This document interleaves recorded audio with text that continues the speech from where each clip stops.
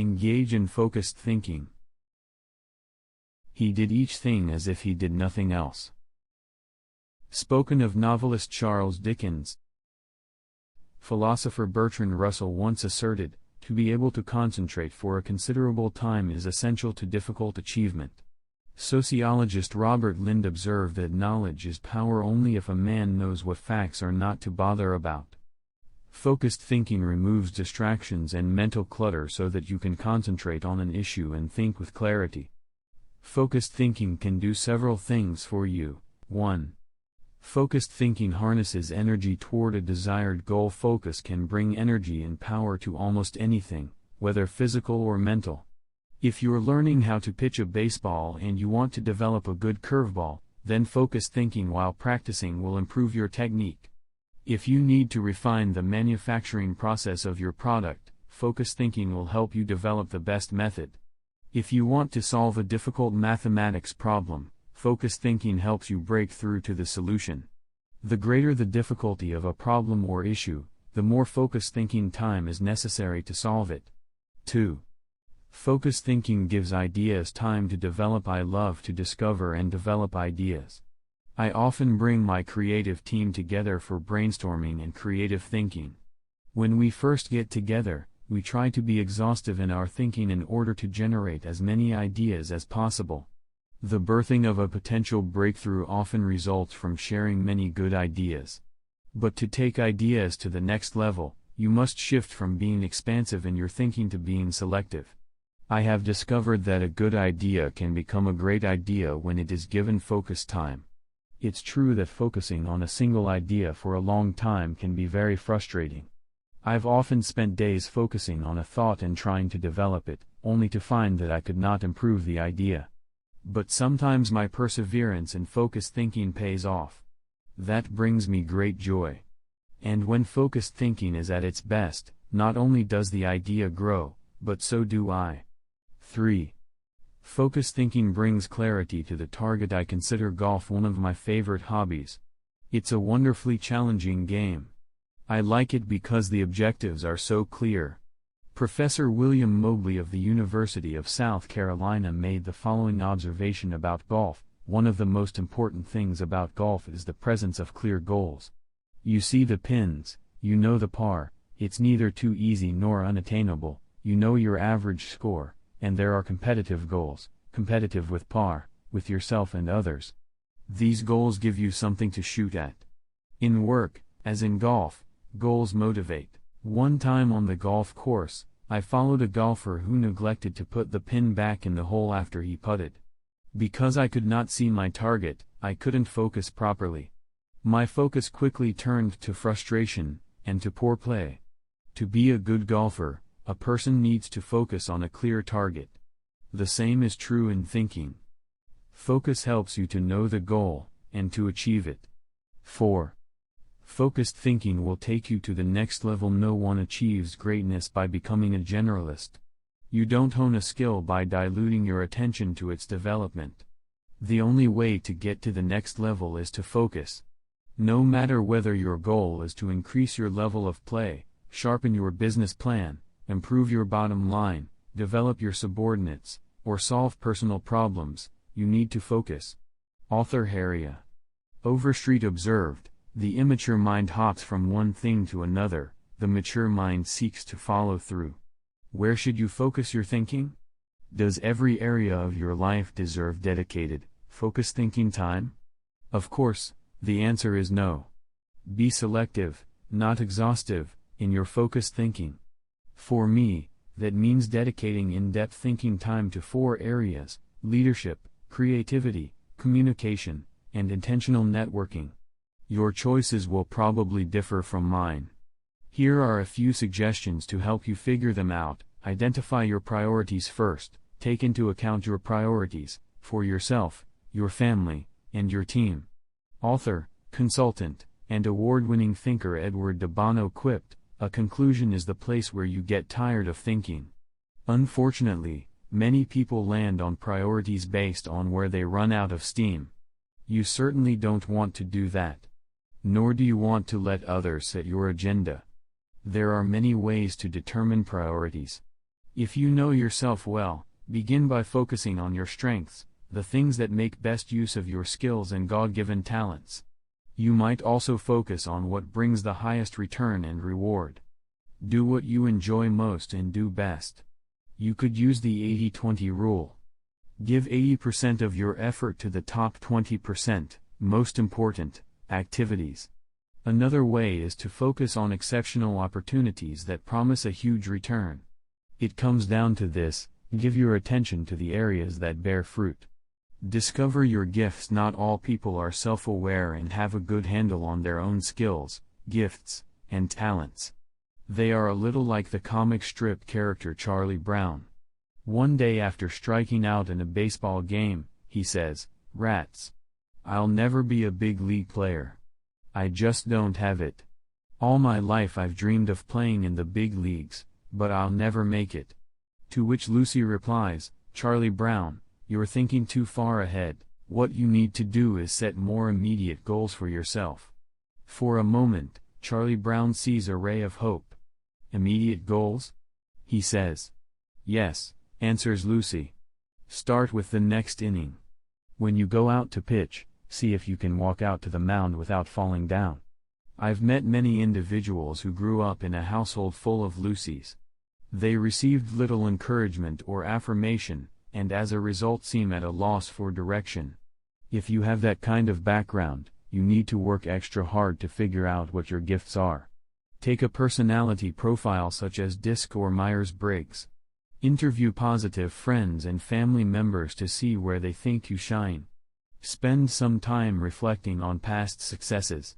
If you're going to focus your thinking in your areas of strength, you need to know what they are.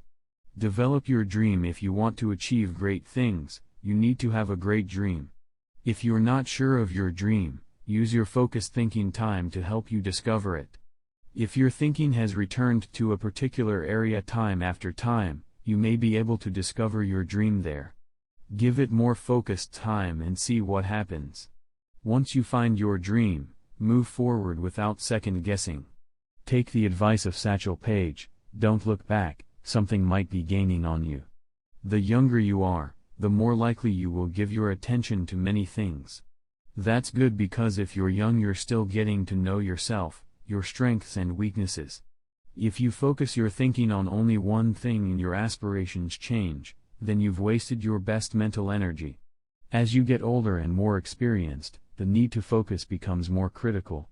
The farther and higher you go, the more focused you can be, and need to be. How can you stay focused? Once you have a handle on what you should think about, you must decide how to better focus on it. Here are 5 suggestions to help you with the process. 1. Remove distractions. Removing distractions is no small matter in our current culture, but it's critical. How do you do it? First, by maintaining the discipline of practicing your priorities. Don't do easy things first, or hard things first, or urgent things first. Do first things first, the activities that give you the highest return. In that way, you keep the distractions to a minimum. Second, insulate yourself from distractions. I've found that I need blocks of time to think without interruptions. I've mastered the art of making myself unavailable when necessary and going off to my thinking place so that I can work without interruptions. Because of my responsibilities as founder of 3 companies, however, I am always aware of the tension between my need to remain accessible to others as a leader and my need to withdraw from them to think. The best way to resolve the tension is to understand the value of both activities. Walking slowly through the crowd allows me to connect with people and know their needs. Withdrawing from the crowd allows me to think of ways to add value to them. My advice to you is to place value on and give attention to both. If you naturally withdraw, then make sure to get out among people more often. If you're always on the go and rarely withdraw for thinking time, then remove yourself periodically so that you can unleash the potential of focused thinking. And wherever you are, be there. 2. Make time for focused thinking. Once you have a place to think, you need the time to think. Because of the fast pace of our culture, people tend to multitask. But that's not always a good idea. Switching from task to task can cost you up to 40% efficiency. According to researchers, if you're trying to accomplish many things at the same time, you'll get more done by focusing on one task at a time, not by switching constantly from one task to another. 2 years ago I realized that my best thinking time occurs in the morning. Whenever possible, I reserve my mornings for thinking and writing. One way to gain time for focused thinking is to impose upon yourself a rule that one company implemented. Don't allow yourself to look at email until after 10 a.m. Instead, focus your energies on your number one priority. Put non-productive time wasters on hold so that you can create thinking time for yourself. 3. Keep items of focus before you. Ralph Waldo Emerson, the great transcendental thinker, believed, concentration is the secret of strength in politics, in war, in trade, in short in all management of human affairs. To help me concentrate on the things that matter, I work to keep important items before me. One way is to ask my assistant, Linda Eggers, to keep bringing it up, asking me about it, giving me additional information in reference to it. I'll also keep a file or a page on my desk so that I see it every day as I work. That strategy has successfully helped me for 30 years to stimulate and sharpen ideas. If you've never done it, I recommend that you try it. I'll tell you more about it in the section on reflective thinking. 4.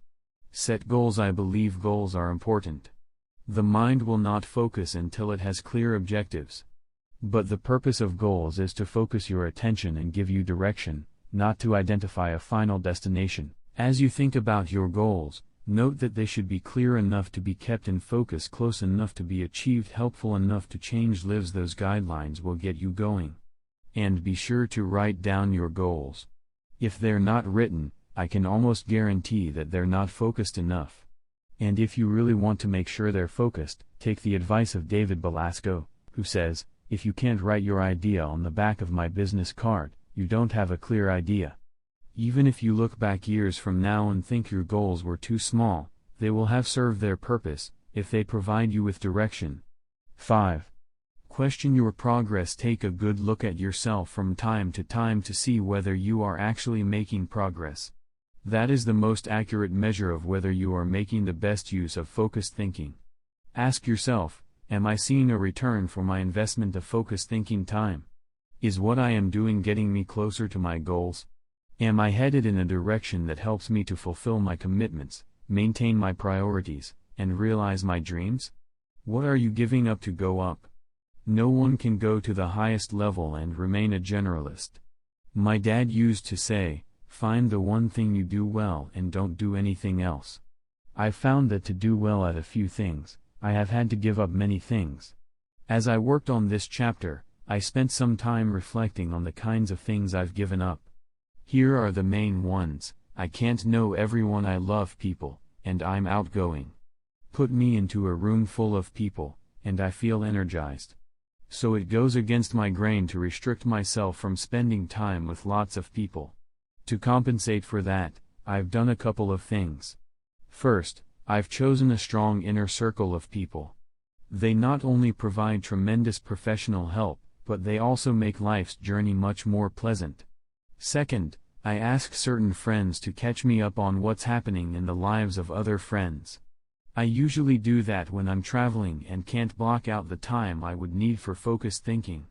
I can't do everything. There are only a few exceptional opportunities in any person's lifetime.